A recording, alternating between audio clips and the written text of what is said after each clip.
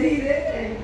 இவ்வளவு ஆசை நடத்தி வந்த ஜனங்கள் இந்த ரோஜா பாவத்துல விழுந்துட்டாரே, என் ஆண்டவர் வேதனைப்படுத்திட்டாங்களே, என் தேவனை வேதனைப்படுத்திட்டாங்களேன்னு சொல்லி அந்த கண்ணை மூடி அந்த மோசையை கற்பனை பண்ணி பாருங்க. 80 வயசு அந்த மோசைக்கு. அப்படிதான் ஊழியத்தை ஆரம்பிக்கும் போது எத்தனை வயசுங்க? 80 வயசு. இப்போ எத்தனை வயசு வரைக்கும் அவர் உயிரோட இருந்தாரு? 120. இப்ப நடக்கும் போது எப்படி எவ்வளவு இருக்கும் நீங்க நினைக்கிறீங்க? ஒரு கணக்கு போட்டுக்கலாம். 100 இருக்கலாமா? 100 வச்சுக்கோங்க. இங்க முன்னாடி போய் சேர 100 வயசு ஒரு தாத்தா அழுதுட்டு இருக்கிறாரு. ஒரு நார்மலான பசுக்கு கூட கலக்கணும். 45 வயசு ஆள் வேண்டாம், 60 வயசு ஒரு தாய் வந்து இருக்காங்க. அம்மா என்ன சாப்பிட்டீங்களா? ஏன்னா அது மாதிரி இருக்கீங்க. ஆத்துமாக்களில் கவலைப்பட்டிருக்காமா கேட்க ஒரு விசுவாசியா இருக்குங்க. ஆனா உன் பாடலே கேட்கலன்னு உங்களுக்கு வேதனை. அதை கேட்கும் தான் அந்த விசுவாசியில நாங்க பிரச்சனை என்னன்னு கேட்கறதுக்கு நாங்க உயிரோட இருக்கோம் தான் உண்மை. யார் தெரியுமா வேலை வர முடியும்? இதே மாஸ் போல இருக்கிற ஆட்களால வேலை வர முடியும். அவன் மட்டும்தான் என்ன தெரியுமா? ஊழியனுடைய கண்ணீரை பார்த்து ஏன் மோசையாக இருக்கு. ஒரு 100 வயசு மோசையை அமைக்கிறோம். அந்த மனுஷன் தன் குடும்பத்தை விட்டுட்டு தேவனுக்காக பார்வனுடைய அரண்மனையில போய் எத்தனை தடவை பார்வனுடைய அரண்மனைக்கும் வீட்டுக்கும் அரண்மனைக்கும் தேசத்துக்கும் அழைச்சிருப்பாரு. அந்த மனுஷன் அழுறானேன்னு சொல்லி ஒரு வேதனை இருந்து அந்த வேதனை தன்னை பார்க்காதவருக்கு நேராச சபைக்கு தேவையில்லை. இது நான் சொல்ல தேவன் சொல்லுகிறார். ஒரு ஊழியனுடைய கண்ணீர் உன்னை காக்காத பட்சத்திலே நீ எழுதி வச்சுக்கோங்க விசுவாசிகளே, சபைக்குள்ள ஒன்னால நிற்க முடியாது. இன்னைக்கு நீ நிக்கலாம், ஒரு காலத்துல ஒன்னால நிற்க முடியாது. நீ தானா வெளியே போடு, தானா உன்னை கொண்டு போவான் விசுவாசி. நீ என்ன வெளியே போற அவனை தூக்கிட்டு போவான். ஏன் தெரியுமா? நீ எத்தனை காலம் இருந்தாலும் இயேசுடைய கண்ணீர் உனக்கு தெரிய போகிறது இல்லை. என் தேவன் ஏன் கண்ணீர் வடிக்கிறார் என்று உனக்கு தெரிய போகிறது. அவர் ஏன் அகத்தை பார்த்து கண்ணீர் வடித்தார்? ஐயோ வானவரையும் உயர்த்தப்பட்ட கப்பர்நகூமே, நீ பாவ அந்த கண்ணீர் தெரிஞ்சாதா நீ இந்த பைபிளை பக்கத்துல தூக்கிட்டு இந்தியாவுக்கு வந்த தோமாவை போல நீ எழுதி போவாய். நீ தேசத்துக்கு எங்கும் சுத்தி திரிவாய். இந்த சேலம் பட்டணம் எல்லாம் கால் விரிக்கப்படும். எப்ப தெரியுமா? இயேசுடைய கண்ணீர் தெரியும் பொழுது, என் பிதாவுடைய கண்ணீர், என் ஊழியக்காரனுடைய கண்ணீர் தெரியும் பொழுதுதான் நீ சேலத்துக்கு எங்கு ஊடுருவ முடியும். இல்லைன்னா எனக்காக நீ பிரேயரா போற, நீ எனக்காக ஊழியம் செய்வ, எனக்காக ஜெபம் பண்ணுவ. நான் பார்க்கிறேன் என்றதுக்காக ஆண்கள் கூட்டம் வருவேன், நான் பார்க்கிறேன் என்றதுக்காக பெண்கள் கூட்டத்தை நடத்துவீங்க, நான் பார்க்கறதுக்காக வாய்வர். நான் இதெல்லாம் 10 பைசா பிரயோஜனம் இல்லை. உண்மையா என் கண்ணீரை பார்க்கிறோம் பார்த்தீங்களா? அந்த மனதால விலகி கண்ணீர் எடுத்து கையை தூக்குவோம். ஊழியக்காரருடைய கண்ணீரை எத்தனை காலம் பார்க்கணும்? அதையிட்டே எடுப்பாங்க சார், அதையிட்டே எடுப்பாங்க. ஒரே அடியில 4 மாங்காய் 10 மாங்காய் அடிச்சு நோவுலதான் பின்னேராசு. ஒரே இட்டிதான் நீ உயிரோடு சாப்பிடா. அதோட தேவ கோபம் நின்றுச்சு, மோசையுடைய கண்ணீரை நின்றுச்சு. வேலையா சொல்லலாமா? இன்னைக்கு ஆண்டவருடைய கண்ணீரும் ஊழியருடைய கண்ணீரும் தெரிஞ்சாலும் விசுவாசிகளே, நீங்க ஊழியத்துல என்ன பண்ண முடியும்? ஷைன் பண்ண முடியும். நீங்க ஊழியத்துல என்னோடு கூட தோல் கொடுக்க முடியும். இல்லைன்னு சொன்னா ஊழியர்னா உங்களுக்கு ஒரு பொருட்டா தெரியாது. ஊழியக்காரங்களை பார்த்தா உங்களுக்கு வெறுப்பா தெரியும். 100 வயசு மோசையை பார்த்தா உங்களுக்கு ஏளனமா தெரியும். அந்த மனுஷனுடைய தியாகங்கள் உங்களுக்கு தெரியாது. அந்த ஊழியக்காரன் தன் குடும்பத்தை விட்டுட்டு வந்திருக்கிறானே, சொத்துக்களை உங்களுக்கு தெரியாது. ஒண்ணுமே கண்ணீர் உங்களுக்கு தெரியும். எலியா எடுத்துக்கொள்ளப்பட போகிறது தெரிஞ்சாதானே எலிசாவால 2 மடங்கு ரத்தம் வாங்க முடியும். எலியா போற தெரிஞ்சாதானே 2 மடங்கு வர. இயேசு சீக்கிரம் வரப்போகிறான்னு தெரிஞ்சாதான் மக்களே அது காயக்கப்பட முடியும்.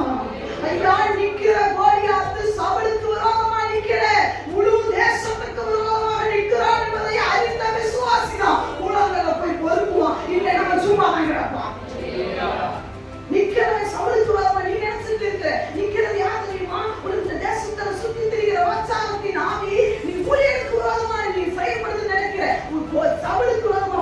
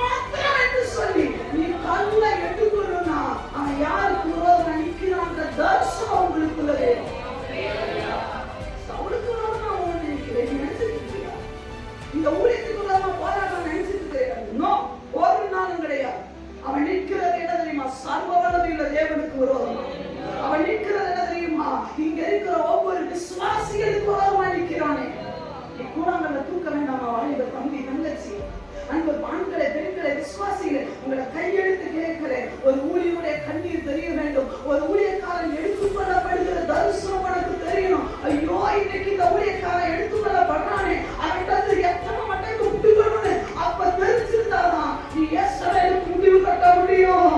நீ இஸ்ரவேலுக்கு முடிவு கட்டணும்னா நீ வீட்டுல இருந்து ஆகாது. எலியா போகும்போது அந்த சாலை பொங்கலை விட்டு கொண்டு எலியாவின் தேவன் எங்கே காட்டி கோமன் பிறக்கிறதை பார்ப்பார். எலியா எடுத்துக்கொள்ளப்பட போகிறது தெரியல. இன்னைக்கு சபை எடுத்துக்கொள்ளப்பட போகிறது தெரியலையே. ஊழியக்காரன் அழுவது என்ன தெரியுமா? சபையை சேர்த்துக்கொள்ள இயேசு வரப்போகிறார். எங்களை வதமாக்கி சபை என்ற மரவாட்டியை சேர்த்துக்கொள்ள வரப்போகிறோம். அது தெரியாமலே சபைக்குள்ள உட்கார்ந்து இருக்கிற விசுவாசிகள் உண்டு. ஐயா, எடுத்துக்கொள்ளப்பட போகிற இயேசு கிறிஸ்து வரப்போகிறாரே, அது தெரிந்தால் நீ தேவனுக்காக இன்றைய காலகட்டத்தில் செயல்பட முடியும். கோலியாத் நின்று கக்கரிக்கிறத குறித்து உனக்கு அக்கறை இல்லாமல் இருக்கிறாயே. காரணம் என்ன தெரியுமா? நீ வாழ்ந்து பழகிட்ட. என்ன தெரியுமா? என் குடும்பம், என் பிள்ளை, நானே, எனக்குரியது வாழ்ந்து பழகினால்தான் கோலியாத்தை விட்டு வச்சிருக்கிற, இயேசுவை விட்டு வச்சிருக்கிறதெல்லாம் இந்த பந்திக்குள்ள சுயத்தோட ஒரு பானம் நமக்குள்ள வரட்டும். எந்த செயல்ல அப்படி பார்க்கிறேன். பார்க்கிறேன் பயிரும் இருக்கிறேன். மொத்த மனுஷால பார்த்தாங்க. நம்ம வாய் உங்களை நல்லா இருக்கணும்னு அழுறீங்களே. பஸ் ஸ்டாண்ட்ல போய் பாரு, எல்லாம் வாய் பார்ப்பாங்க. இன்னைக்கு நான் இங்க ஜோ பண்ணிட்டு இருக்கிற நேரத்துல எத்தனை நேரம் தூக்கம் கையிட்டு போயிட்டு இருக்கிற குடும்பங்கள் ஜாஸ்தி. அந்த கண்ணீர் தெரியாம எப்படி சுவாமி அதுக்கு தானே எனக்கு அதுக்குதா அவருடைய கண்ணீருடைய ஒரு துருவ மேல இன்னைக்கு பரிதவித்திருக்கிறேன். இயேசுடைய வாரத்துல ஒரு புள்ளியாக உடம்பு நீ வரட்டுமே நான்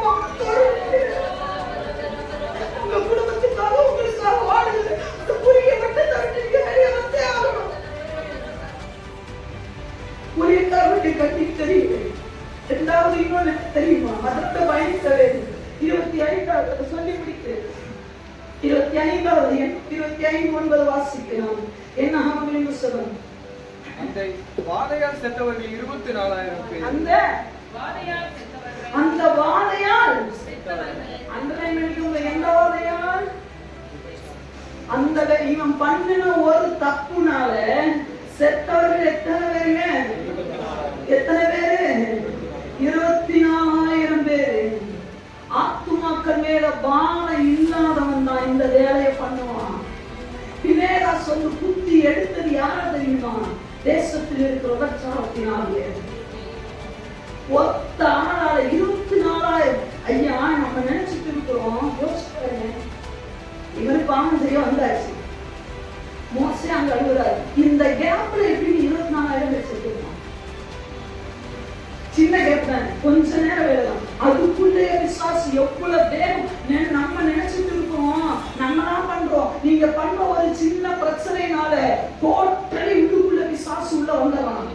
சட்டு சட்டு சட்டு சட்டு வந்து 24,000 பேர் செத்து இருக்கலாம். அது அப்பாவி ஜனம். 24,000 பேர் பிரச்சாரம் பண்ணா 24,000 பேர் பிரச்சாரம் பண்ண. நீங்க நினைக்கலாம் இது எப்படிங்க சிம்ரிக்கு தெரியும்? இப்படிலாம் தெரிஞ்சுதான் மனுஷன் செய்வான். இல்ல, நீங்க 16 வேகமா வாசிங்க. அதே என்ன ஆகும்னு சொல்ல 16:49 வாசிங்க. தம்பி வேகமா வாசிங்க. 16:49. போராகின் காரியத்தின் நிமித்தம் செத்தவர்கள் தவிர அந்த வாதையா இதுக்கு முன்னாடி உள்ள அதிகாரத்துல போராக ஒரு பிரச்சனை பண்ற. அந்த பிரச்சனையில போராக மட்டும் சாகல. அந்த பிரச்சனையினால செத்தவர்கள் எத்தனை பேர் தெரியுமா? போராக பண்ணின ஒரே தப்புனால கிட்டத்தட்ட எத்தனை? 16,000. 10,000 பேர் செத்து இருக்காங்க. தெரிஞ்சா சிம்பிள் பிரதர், நீங்க தப்பு செய்யலாம், அதனால உங்க குடும்பம் பாதிக்கப்படும். சிஸ்டர், நீங்க தப்பு செய்யலாம், அதனால உங்க குடும்பம் பாதிக்கப்படும். இது எச்சரிப்பு தான். உங்க குடும்பம் நான் சொல்றது எது தெரியுமா? சபை. முதல்ல உங்க குடும்பத்தை அழிப்பான். அவன் டாக்டர்கிட்ட உங்க குடும்பம், ஐயா நம்ம குடும்பம் சந்தோஷமா இருக்கும். ஆமென் சொல்லுங்க. என்னங்க நம்ம பூமியில எடுத்துட்டு போறோம்? இருக்கிறது நல்லா சாப்பிடுங்க, நல்ல சந்தோஷம், ரசமா கரைச்சு நல்ல குடி, சந்தோஷமா இருக்கு. கணவன் மனைவியோடு வீட்டுக்குள்ள சண்டையை கொண்டு ஒரு ஆகிய விரட்டிட்டு போய் நிற்க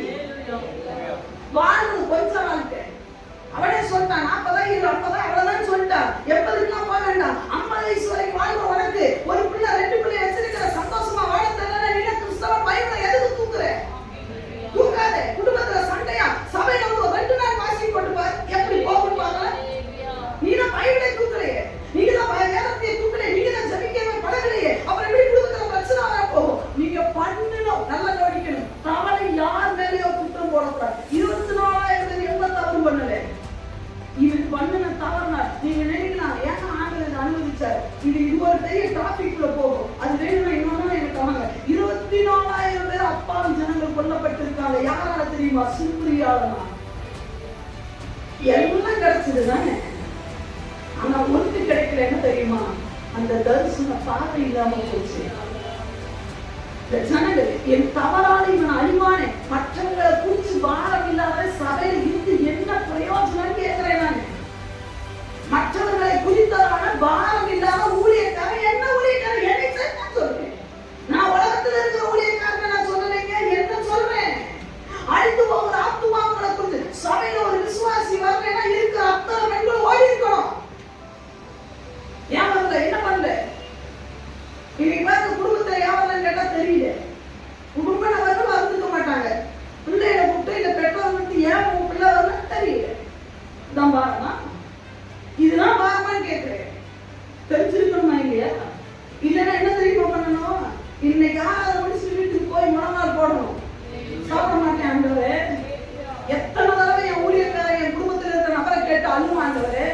இனி ஒரு தடவை குடும்பமா அடுத்த வாரம் குடும்பமா வர வரைக்கும் வேலைக்கு போகாத பார்க்கணும். அவ்வளவு வேலைக்கு போறது வசதி என்ன? நம்ம தான் வீட்டுல போன உடனே சோத்தை ஆக்கி வச்ச உடனே கப்பு கப்பு அள்ளி கொடு. சோத்தை தின்ன கூடாது. நான் இந்த சோத்தை தின்னு சும்மா தின்னு போறோம். சபையில அவ்வளவு வேலை கேட்கணும். ஏன் வரல? பிள்ளை ஏன் வரல? அந்த பிள்ளையோட நமக்கு பேச்சு வேணுமா? நான் உறவுகளை சுவைக்க வரலான்னு விசுவாசிக்கிறேன். உறவுகளை கட்டி எடுப்பதை நான் விரும்புகிறேன். சொல்லுங்க. ஒரு மனிதன் பண்ணுகிற தவறுனா 10,000 பேரை சாவடிக்கும். நல்ல ஒண்ணே ஒண்ணு தெரிஞ்சுக்கணும். நடந்த ஒரு சம்பவத்தை நான் சொல்லி முடிக்க விரும்புகிறேன். பாதாளத்தில் இப்படிப்பட்ட சிமிரிகள் நிறைய உண்டு. இந்த சிமிரி பாதாளத்தை எப்படி அழுவா நீங்க நினைக்கிறீங்க? ஐயோ தேசித்த அழைப்பை பெற்றோம் நான் இழந்து விட்டேனே. ஐயோ நல்ல ஊழியக்காரங்கள் உலகத்திலேயே பெஸ்டான ஊழியக்காரர்கள் இருந்தானே. மோசே இருந்தாரே, நல்ல தேவன் இருந்தாரே. ஐயோ நான் இன்னைக்கு இந்த பொம்பளைய பார்த்து நான் விட்டுட்டேனே சொல்லி கதறுகிற கூட்டத்தோடு நீயும் போய்விட மனமாய் இருக்கிறாயோ?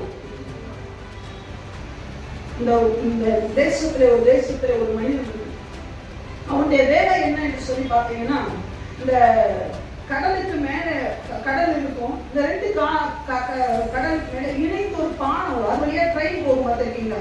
நம்ம என்ன சொல்லுவாங்க, பாம்பன் பாலம். அது கூட அப்படிதான் சொல்லுவாங்க. பட் கடலுக்கு மேல போகும். அப்படிதான் அந்த பாம்பன் பாலம் பார்த்தீங்கன்னு சொன்னா ஒரே வழி என்ன பண்ணாங்க, இணைச்சிருக்காரு. ஓபன் பண்ணி என்ன பண்ணனா க்ளோஸ் பண்ணலாம். அதாவது எதுக்கு ஓபன் பண்ணுவாங்கன்னா அது வழியா என்ன பண்ணணும், கப்பல் போகணும். கப்பல் போனதுக்கு அப்புறம் ட்ரெயின் வர நேரத்துல என்ன பண்ணுவாங்க, அதை க்ளோஸ் பண்ணிடுவாங்க. அதை வந்து இங்க ஒரு ஆபரேட்டர் இருப்பாரு. எப்படி நம்ம ஊர்ல பச்சைப்படி காட்டுறாங்க அந்த மாதிரி இந்த பாலத்தை க்ளோஸ் பண்றதுக்கு ஓபன் பண்றதுக்கு ஒரு மனிதன் வச்சிருந்தாங்க. நடந்த சம்பவம். அப்போ வச்சிருக்கும் பொழுது ஒரு நாள் அவனுக்கு ஒரு போன் கால் வந்தது. என்னன்னா, ஒரு ட்ரெயின் வந்துட்டு இருக்கு. அதிகாரிகள் சொல்றாங்க, மேல இருந்து அதிகாரிகள் சொல்றாங்க, ஒரு ட்ரெயின் வந்துட்டு இருக்கு, அந்த வேலை வந்துட்டு இருக்கு, நீங்க பாலத்தை க்ளோஸ் பண்ணுங்க அப்படின்னு சொல்லி. உடனே இவன் வந்து க்ளோஸ் பண்றதுக்கான எல்லா காரியங்களை செய்யும் பொழுது இவன் பாத்தீங்கன்னு சொன்னா அங்க போற கப்பல்ல இருக்கிறவங்க என்ன சொன்னாங்கன்னா, கொஞ்சம் நாங்க உடனே போயிடுவோம், கிட்ட வந்துட்டோம், எனக்கு இந்த பிரிட்ஜை மட்டும் என்ன பண்ணு ஓபன் பண்ணி கொடுன்னு சொல்லி கொஞ்சம் லஞ்சத்தை கையில கொடுத்து ஓபன் நம்ம மட்டும் டக்குன்னு போயிடுவோம், நாங்க வேகமா வந்துட்டு இருக்கோம், நாங்க போயிடுவோம். ஆனா அதிகாரிகள் சொல்றாங்க, என்னது ட்ரெயின் வேகமா வந்துட்டு இருக்கு, பிரிட்ஜை க்ளோஸ் பண்ணு அப்படின்னு சொல்லி. இவனுக்கு அந்த எச்சரிக்கை கேட்குது, ட்ரெயின் வேகமா வந்து. ஆனா கையில பணத்தை கொடுத்து நாங்க அவ்வளவுதான் கிட்ட வந்துட்டோம், நீ ஓபன் பண்ணி டக்குன்னு போயிடும், நீ க்ளோஸ் பண்ணிடுன்னு சொல்லி ஒரு 4 படகோட்டிகள் கேட்கணும். உடனே என்ன பண்ணானா, ட்ரெயின் தூரம் டக்குன்னு தூரம் வரைக்கும் வர சிக்னலை பார்த்தாலும் உங்க கிட்ட வர மாதிரி தெரியல, பாலத்தை ஓபன் பண்ணிட்டான். நடந்தது என்ன தெரியுமா, இந்த பரிதாபம். ஒரு 2 செகண்டுக்குள்ள நினைச்சு பார்க்க முடியாததுக்குள்ள அந்த ட்ரெயின் வந்து அந்த கடல்ல அத்தனை பேர் விழுந்து மாண்டு போனார்கள். நடந்தது என்ன தெரியுமா, காலமெல்லாம் அந்த மனுஷன் பைத்தியம் போல அலறி பைத்தியமா அலறானா.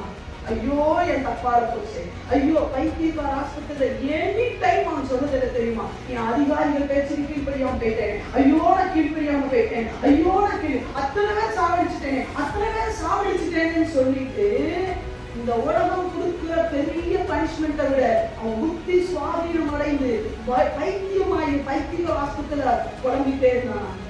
இன்னைக்கு நிறைய விசுவாசி அங்கதான் போறான். இன்னைக்கு நிறைய விசுவாசி என்ன தெரியுமா, நரகத்துல போய் ஐயோ என் போதகரின் சொல்லை நான் வெறுத்தேனே, ஐயோ நான் இந்த தவறை செய்து விட்டேனே.